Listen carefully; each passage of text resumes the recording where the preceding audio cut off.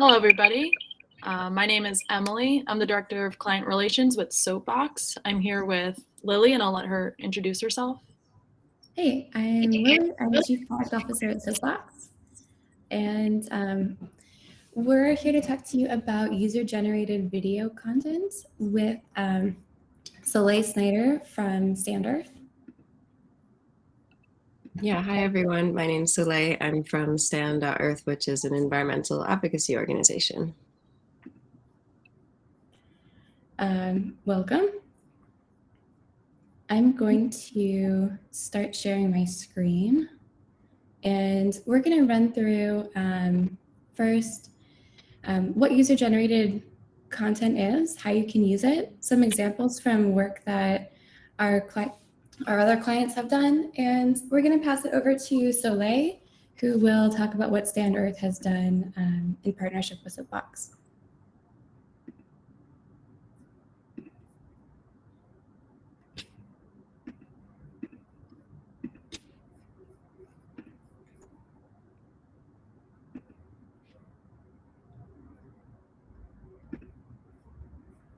And if you have any questions as we go through this information, feel free to put it in the chat and we can address them and answer them at the end. And there'll be an opportunity to ask questions as well.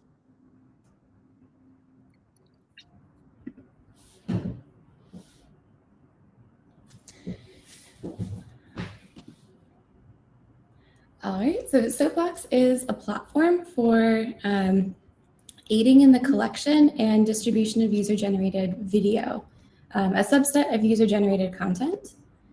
If you're not familiar with user-generated content, you'll see us refer to it as UGC and UGV for specifically video content. This is any kind of media created by an organization's fans, supporters, your general audience that isn't produced by a professional team. I know a lot of organizations have video crews, have teams that they will send out to collect video. And it looks very produced and professional, and that's great. There's other kinds of video you can collect from people as well through their phones or desktop cameras, something that they've put together themselves. This is user-generated content, much cheaper, and has a lot of other benefits too we'll get into. It's going to build trust. People feel heard when they're creating content for you, and you will get to know your audience better as well. It will give you more authentic digital campaigns, and it establishes social proof. User-generated video in particular increases SEO on all your pages, increases engagement and reach as it's shared on social platforms. We'll get a bit more into numbers later from some specific campaigns with user-generated video. And it can be a jumping off point for discussion on social media. As people create video for you, share it because they're proud of it, they made it, it's clearly something they're excited to talk about. Put it on their personal social channels. It is a place for discussion.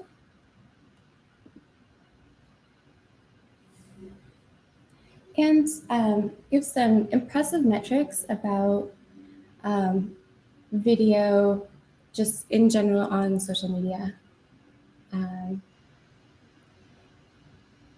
It can drive a 157% increase in organic traffic. We mentioned earlier that it improves SEO. Consumers say video is more trustworthy, and we just, we all watch a lot of video basically. I know I do.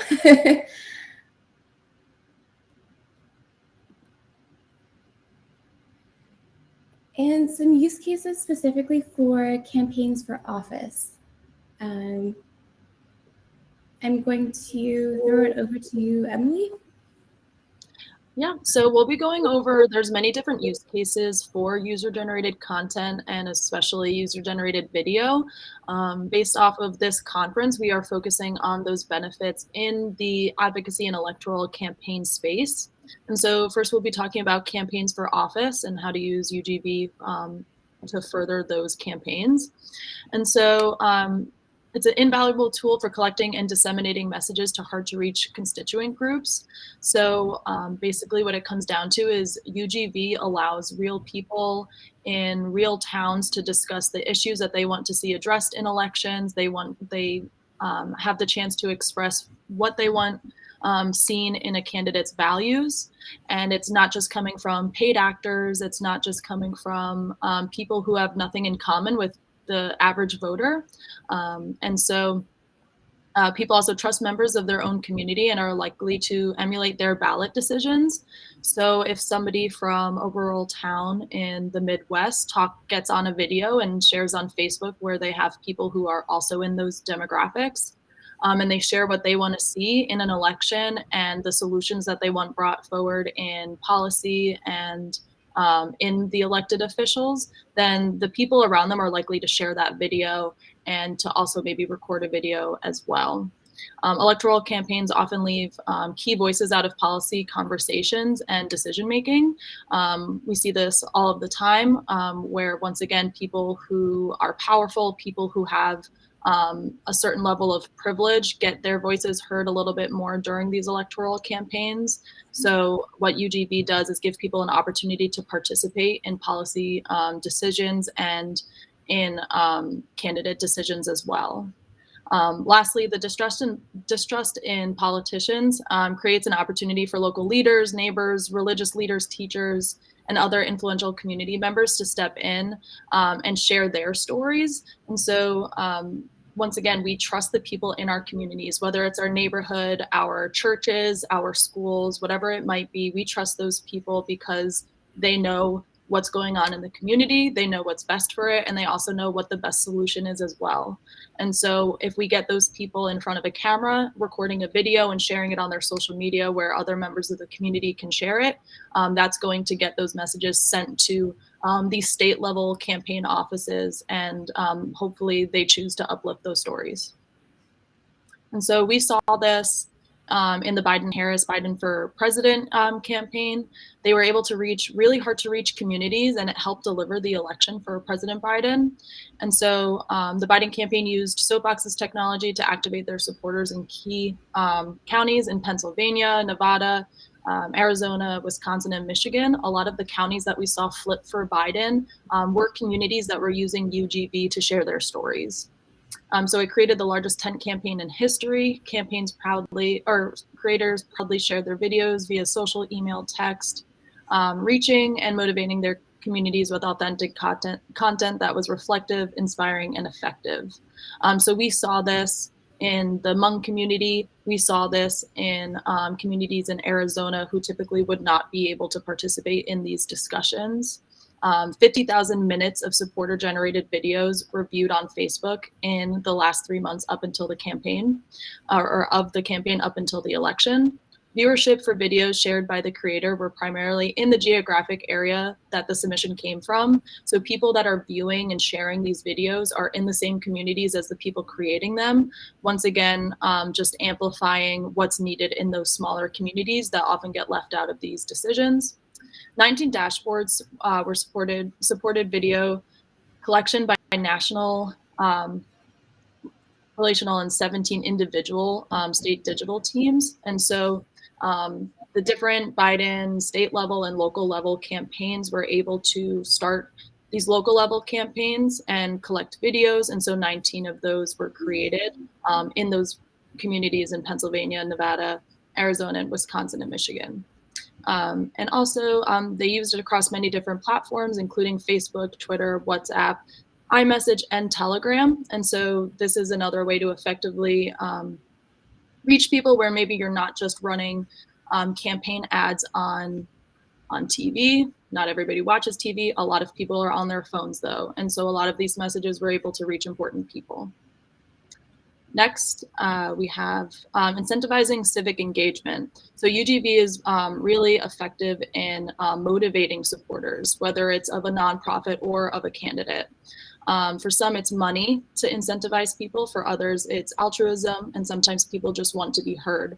Advocacy industry leaders reward petition signers, monetary donors, and volunteers with a chance to win gift cards or with a free t-shirt. A free t-shirt can go a long way in the nonprofit and in the electoral space.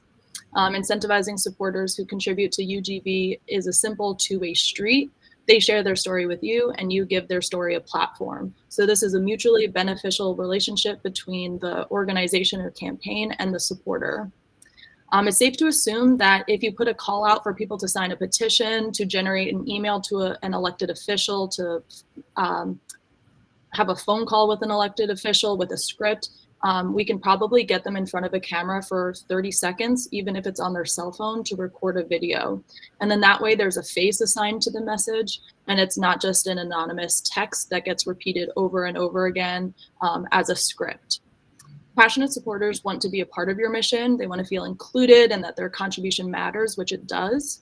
And so in a good way to do that, that's low cost and low effort, is just by sharing the videos that they create for you on your official social media channels. And so it's easy enough to do. You tag the supporter that created this video for you, and then they get to feel special, they get to feel heard, and that they're a part of your organization without you actually having to give them a position or bring them on or anything like that. UGV provides a way to show you appreciate your supporters. That just goes with the previous bullet, that showing appreciation, it can be as simple as saying, like, we hear you, we see you, thank you for your video, we want to share it with the world. So we saw this with E Pluribus Unum. Soapboxx allowed for E Pluribus Unum to start thinking outside the box how they use video. Specifically, they began using video for external uses for the first time, collecting and amplifying stories from authentic Southern voices, which is their entire mission, in order to change perception of the issues of race and equity. As a way to show their appreciation for folks submitting their stories, E Pluribus Unum provided monetary incentives in the form of a chance to win a gift card, and as a result, they had 200 videos roll in almost as soon as they made that announcement. So they reached 400% of their video submission goal with this incentive program. So obviously they didn't expect they would. 85 conversations in December of 2020 by creators sharing their videos. So they have people talking about their organization and their mission in, like atypical spaces. 300% increase in community engagement. So the way they measure community engagement is the amount of people participating in their campaigns, the amount of people in their membership. And so they had more people connecting and feeling connected to one another, even if maybe they were in different states or different local communities. And so they built community engagement that way. They also delivered their promise to connect with small communities without having to travel during the pandemic. So last year, before the pandemic, we were able to drive and travel to different local communities, collect their stories, make them feel heard by actually being there. But with the pandemic, they weren't willing to do that. And instead of having to cancel that program altogether, they were able to do it virtually using user-generated video. So they were able to still complete their project. They didn't have to change their plans for how they connect with these people. And so it actually wound up being more effective than actually being there physically. The last use case we'll talk about is driving influence for policy and targeting representatives. So with user-generated video, it's easy to send message directly to your elected officials and know that the message was received. In a digital world where congresspeople are tweeting about policy and live streaming processes, thinking about AOC when I say this, we have a channel for conversations that are otherwise inaccessible to the public. So as I've mentioned before, a lot of the average constituent is not involved in these policy decisions. It kind of takes a lot and a lot of action and a lot of numbers of people to be a part of these conversations. So since UGV lives online, it's easy to tag official accounts. It's easy to just tag POTUS for representatives and have the content shared by others supporting your campaign. In civic engagement, there's kind of a tier of effective ways to communicate with elected officials, the number one being in-person meetings, and that's followed by phone calls, emails, handwritten letters, protests, things like that. And so if you're not able to get somebody to your capital for these public hearings. For instance, in Texas, in order to get to Austin from Dallas, from the Panhandle, from these other regions, it's really difficult. There is a transportation barrier. There is barriers for people with disabilities. There are barriers for people who may be undocumented but need to participate in these decisions. And so with UGV, you allow these people to participate in the conversations without having to put anything at jeopardy or without anything stopping them. Politicians, and this also goes for CEOs, they crack under pressure, public pressure, with a lot of people sending them messages, especially the same message, maybe even with the hashtag assigned to it. And adding UGV helps constituents, customers, donors, whatever it might be, to the newsfeed in a good way to build that pressure. And so we saw this happen with Color of Change. In 2019, Soapboxx was a key driver in the way Color of Change recognized the power of video to make real changes. Soapboxx streamlined their video process, making videos their go-to strategy and cornerstone of how they activate their communities across all of social channels. Using Soapboxx's technology, Color of Change established a member video squad of their super supporters. And this program helped them identify top video contributors and create a team of active members who help spread the word while also filtering through their content. These members are also a part of their team and actively like doing tasks for them and being a part of that video collection and distribution and editing process, giving them a lot of meaning to the way that they contribute to this mission that they care really deeply about. So Color of Change generated 230 videos from the midterm elections, providing a platform on why it's important for Black community to get out and vote. They also changed the course of the first COVID relief bill after targeting Congress people with videos of their constituents demanding specific provisions for this bill. And they did that by tagging their Congress people and also just sharing all over social media. 2,000 videos were submitted in a single weekend demanding justice for George Floyd, and 100% increase in member-generated video. So the organization as a whole in their community saw a huge leap in how people participate in these campaigns. And so we had that in the beginning, UGV delivering the right message to the right audience at scale. And next we'll have Soleil kind of leaping off of the idea of using UGV to influence policy and to target representatives. So I'll kick it over to Soleil to talk about her use case. Yeah, thanks, Emily. So just, I guess, first to give a little bit of context, who is Stand? If you haven't heard of us before, we're an environmental advocacy organization with a mission to bring people together in demanding that corporations and governments put people in the environment first. We're a cross-border organization, so staff are mainly in the US and Canada, but we're also expanding a bit internationally.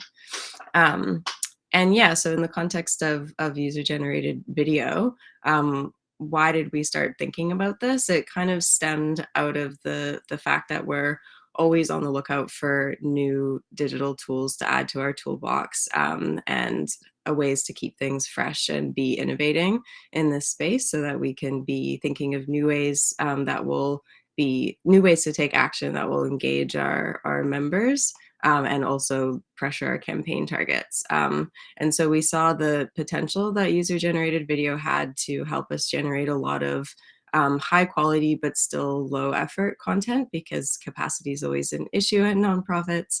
And we like that it can add real authenticity to our communications and put a human face behind some of the issues that we talk about to do with climate, which can often feel really abstract to people.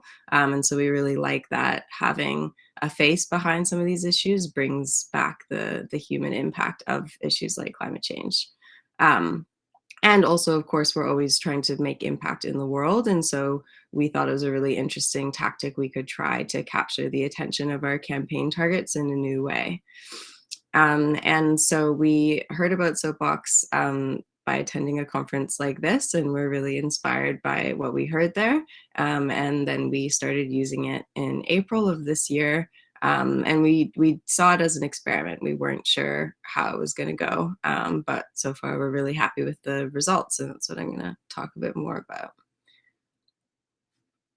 Next slide. Yeah, so looking back at where we started with this, prior to April of this year, we really didn't do any user-generated video as a strategy at all. We did kind of sporadically put a call out for people to maybe send in a photo of themselves holding a sign, or a quote and an image of themselves that we could make graphics out of. But this was a really labor intensive process. We didn't have kind of a streamlined way of collecting that content from people. It wasn't easy for us to share. It wasn't easy for them to share. And we also didn't have good data on, or a way to track kind of who's participating in this action, who might do it again. And so it wasn't a strategy that we really used because that system wasn't working for us. So we were really kind of starting from scratch on this. And then if you look at where we are now, and so yeah, just kind of mere months later, we've had 268 videos submitted from our members on 6 different campaigns. So we've been able to roll it out and try it on a bunch of different campaigns that we work on in different issue areas, and you can see an image of those on the slides. And we've had over 100,000 views of either these individual video submissions or compilations that we've made, pulling a few of them together.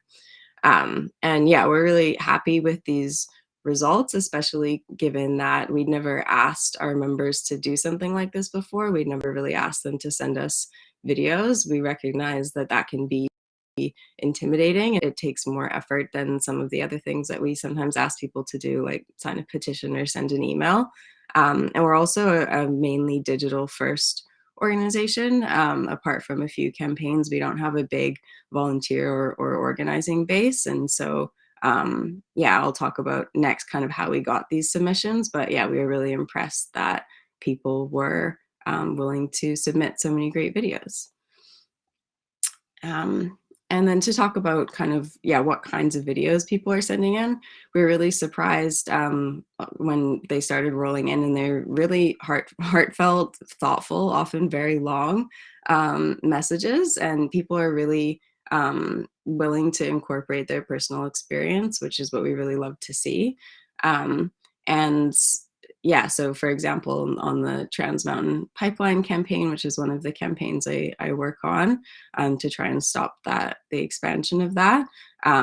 It's the pipeline route cuts through British Columbia, which is where I'm based, and we have a lot of members here who would be personally impacted by the pipeline if it's finished being built. And so people really brought that through in their videos, saying, you know, I live on the Salish Sea, and this is what it would look like if we had a huge increase in tanker traffic, for example. And that was really powerful to see in the videos.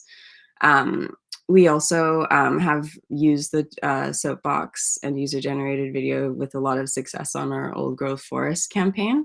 And so one of the prompts for that, we just generally ask people, what would you say to the BC government about the need to protect old growth forests?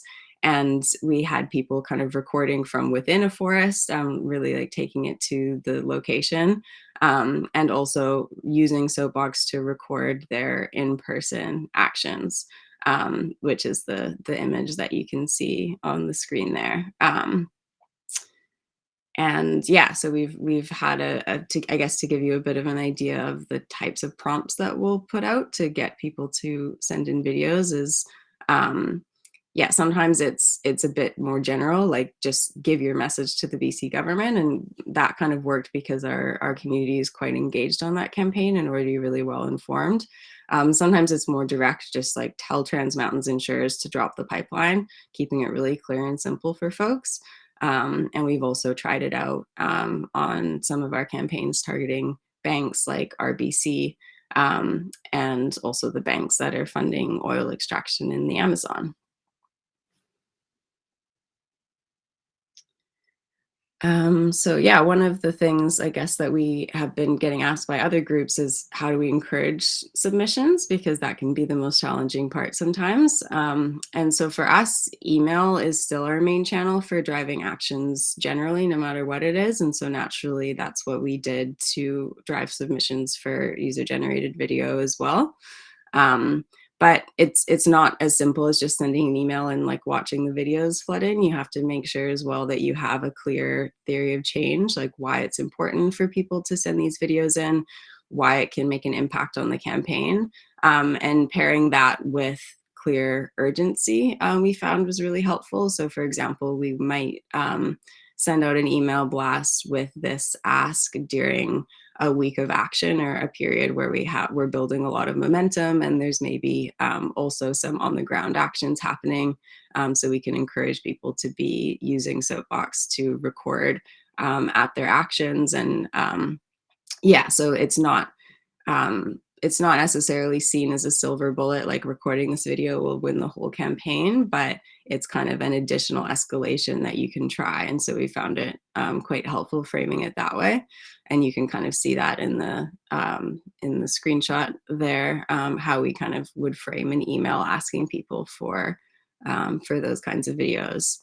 And yeah, that's been quite successful for us. We had the most number of videos coming in for the Trans Mountain Pipeline campaign, and we were really focused on that during a week of action that we did. And then we had other organizations also able to share the tool and help bring people in that way. And for example, less success with an ask that we tried early on, excuse me, where we asked people, what would you spend $1 billion on? And that was in the context of the provincial budget coming out. But that had less urgency and it was more open-ended, and people seemed to feel a bit more intimidated by that ask. And so having the urgency and keeping it simple has been really effective for us.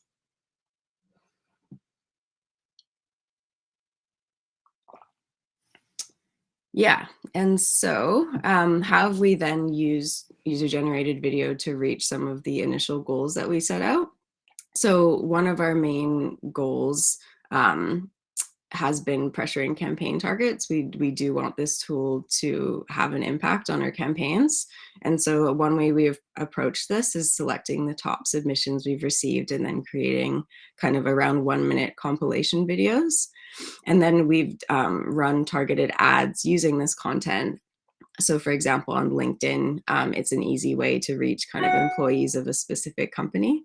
And so that was helpful for us on our Trans Mountain campaign, because we're targeting the company's insurers and asking them to drop coverage for the pipeline. Another way that we've been able to reach our campaign targets with this content is through an email to target action. So that's something where we will ask our members to send thousands of emails to fill up the inboxes of our targets. And in those emails that people sent, they would include a link to the landing page where all the videos were. And so that was a way to make sure that they watched them. And another tactic was we had all this great content, and we were able to then also organically share it on our social media channels. Like that's the image that you can see here. So this was just a tweet we did sharing that video and tagging Chubb, which was the insurance company that we were targeting. And then, of course, when people share their own videos as well, we encourage them to tag our campaign targets. And that could be a politician or a corporate target. Yeah, and so we would love to play for you an example of one of the compilation videos that we made with videos that our members submitted about the Trans Mountain Pipeline campaign.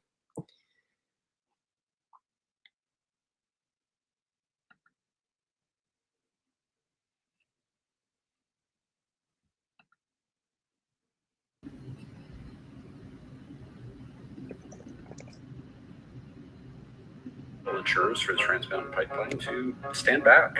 Trans Mountain is a glaring example of a project that is way too risky for human rights. Tankers would take oil from the Trans Mountain terminal through one of the most important ecosystems in the world. This is an incredibly pristine, rich, and biodiverse environment. Putting hundreds and hundreds more tankers in that ocean is a terrible idea. You would feel so terrible if you were even partly responsible for any kind of environmental accident here. I live in the middle of oil country. I've seen the damage that the oil industry is doing. The deadly heat wave and forest fires are a blaring call that our climate is spiraling out of control. So much of what makes life livable and worth living on this planet is being destroyed as I speak by projects just like this. So it starts with you as insurers of this pipeline to step up and do the right thing. Don't insure it. Don't insure it. Please do not support this madness. You can make a choice. Make the right choice today. Do not insure the Trans Mountain Pipeline.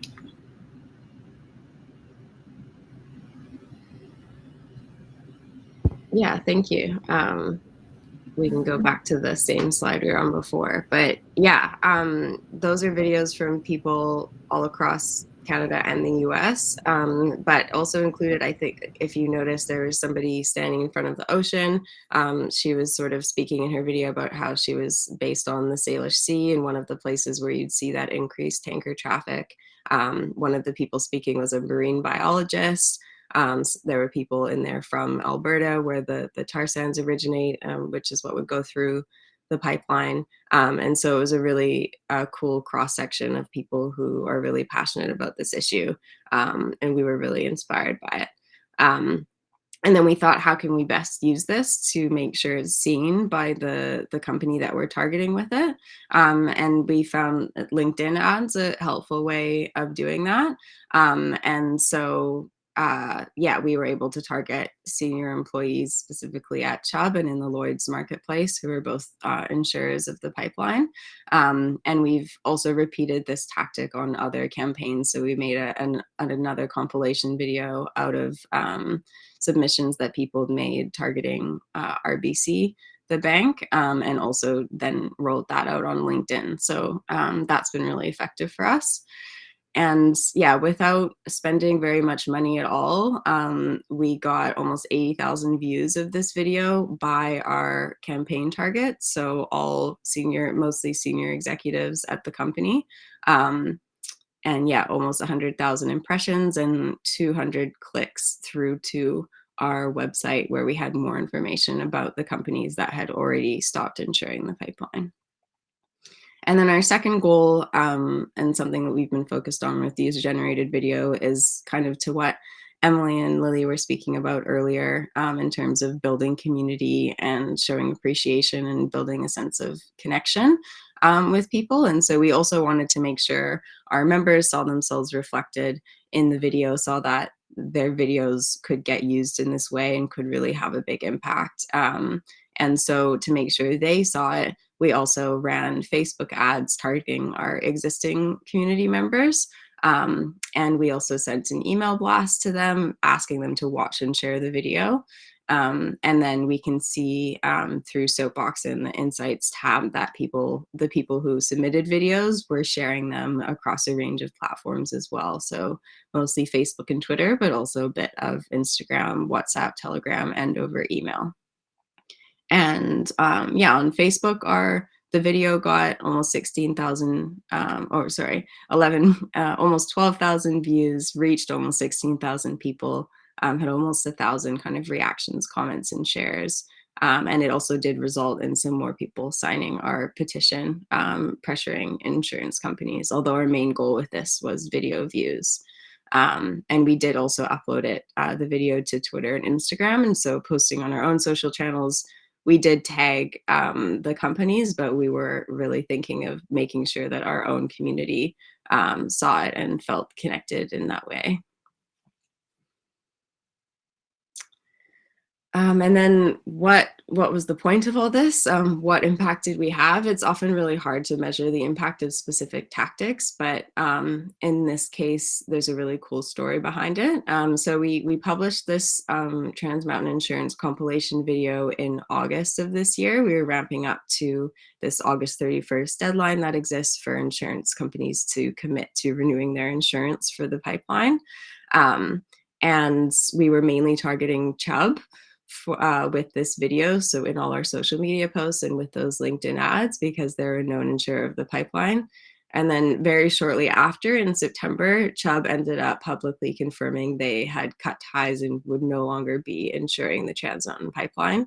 And they became the 16th company to do so.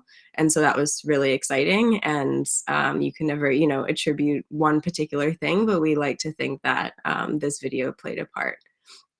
And it's not been just on the Trans Mountain Pipeline campaign. We've seen success. There's also been a lot of momentum on the Old Growth Forest campaign, and there's been a lot of movement from the government on this issue in the past 6 months or so. And this also happens to be the campaign where we've gotten the most video submissions from our members, and it's been a great way to be able to keep some momentum on that campaign and keep people engaged. Who are very highly engaged on this issue.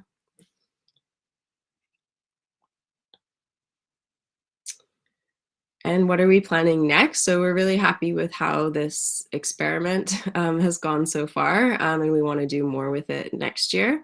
And so one of the things that we want to focus on is doing some more analysis of our data, and Soapboxx has a cool new Insights tab, so we'll be able to dive into that a bit more. So we want to think about how could we increase submissions from sources other than email, and not be just relying on email, and how can we encourage people to be sharing their own videos more. We also want to think about new ways that we could use it. So for example, we've been thinking about adding an ask for people to record a video into our welcome series emails that they get when they're new to our list. And so kind of introducing that as an action that people get familiar with right off the bat. And then they're maybe more likely to record a video further down the line if we ask them again. We've also been thinking of adding it to our autoresponder emails. So the emails or the kind of next action people see immediately after signing a petition or something, so that you kind of are reaching them at that moment when they're feeling really inspired and activated around an issue and might be really likely to do one more thing and record a video about it. And we've also just been thinking about framing and really doing a conscious experiment around kind of framing it as a video petition and seeing if that could get more submissions, and then delivering that as we would a normal petition, and think of creative ways to do that. And yeah, we want to experiment with also then new placement. So are there other places we might want to run ads or just post this content? And as well, we'll keep doing what's been working for us. So we've been really having fun making these compilation videos, because that's a great way to highlight a whole number of submissions, especially when you get starting more of them. We'll probably keep doing some LinkedIn ads. And we've been excited about the potential to kind of have this as a central platform for recording more in real life actions, as hopefully we're able to do more of that in the coming year. And then also just lean into the potential to do more storytelling with it. So we've been thinking of ways that we could encourage people who are living in communities that are directly impacted by some of the issues we work on, and see if they would kind of in location share their story, and that we could help share that with the world. Thanks.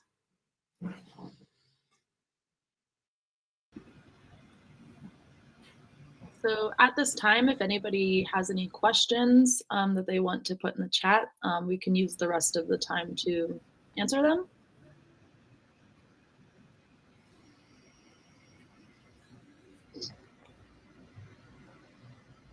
And if not, we also had our emails displayed there if anybody wanted to reach out after the conference is over. Should I put up that last slide with our emails again?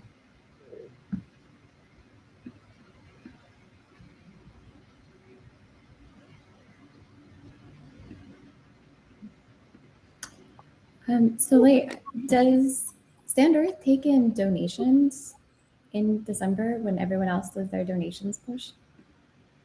Yes, we do. Yeah, December is a big fundraising month for us. Have you done any experiments with asking people to donate after making a video, or after donation asking people to make a video about why they donated? We haven't tried that out yet, but thanks for reminding me. That's actually one of the things that we're also hoping to try soon. I mean, we've had a donate button on the video submission page, but more we're interested in trying out asking people to record a video after they donate, and helping them, feel more a part of the community and get to hear from them as well, kind of what inspired them to donate. So yeah, that's something that we want to experiment with more. Thank you, Kate. I wonder if there's a way to distribute our slides after.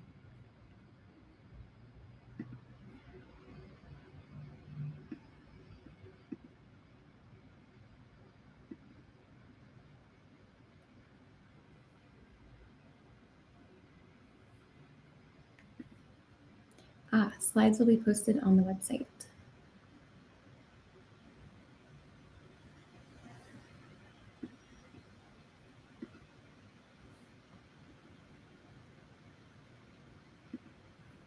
I just wanted to add, being someone who is a campaign organizer myself for the 2020 elections on behalf of Planned Parenthood in North Carolina, for the state Senate race, we were doing a ton of phone banking and text banking, which I'm sure some of the attendees have experience with. And I wasn't introduced until to Soapboxx or just user-generated content in general until after the campaign had wrapped and the election results were in. But as soon as I was introduced to Soapboxx and this technology, I was like kicking myself, wishing that we had something like this, where when we did put out a call for volunteers to join our phone banks, which were happening on Zoom anyway because of the pandemic, there was no door-to-door canvassing. It was all texts and calls. I wish that we had something like this. I think it would have been really effective to collect stories from people because in North Carolina, it's such a purple state. It might be like the most purple state, especially in terms of abortion views. And so I think it would have been really awesome to collect videos from, for instance, the 60-year-old white men who grew up in the South who are pro-choice and things like that. So I think could be really awesome for campaign organizers to use when they do get on a phone call with somebody who's very passionate about the issue. I think any campaign organizer has had at least one good phone call where they ask, how else can I help other than answering these questions? And that would be like the perfect opportunity to say, you know, we have this link where you can record a video and share your story. So I think that's something that could come about in future campaigns the next election cycle.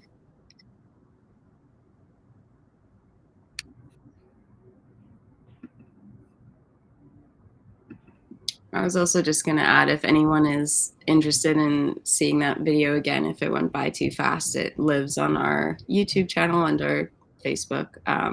And yeah, you can also access our kind of Soapboxx landing page and browse through all of our campaigns and some of the videos people have been submitting. Yeah, they're always really fun to watch.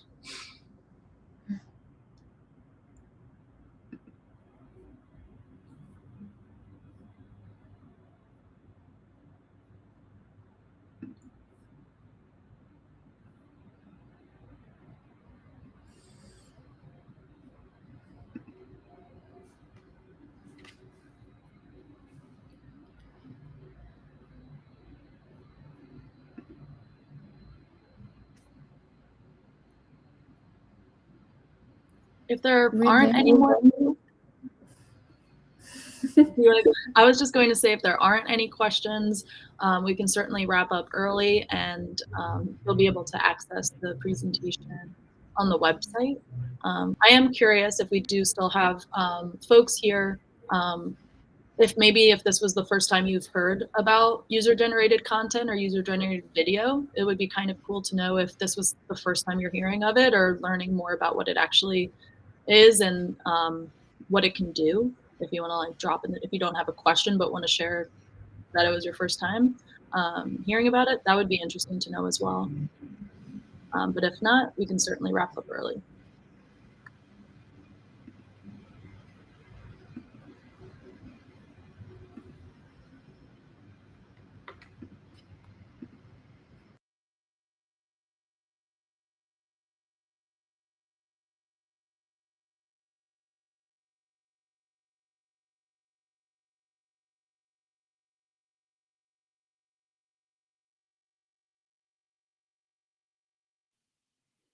Okay, so we will wrap up early for just the last. Lily will show our contact page just one last time in case anybody needs to screenshot it or jot down an email if you want to reach out to any of us once the conference has wrapped up. So we'll show that for a little bit and then enjoy the rest of the conference. And Kate says you've heard of it, but I've been wanting to find ways to build it into our campaigns in 2022. This is the first time you've heard learn in more detail. Well, that's fantastic. I'm glad that you were able to attend this. If you are looking for ways to build it in, definitely feel free to reach out to Lily or myself to learn more about. We have more use cases. These were very specific to the advocacy and electoral campaign space, but you know, there's so many different ways to use the tool.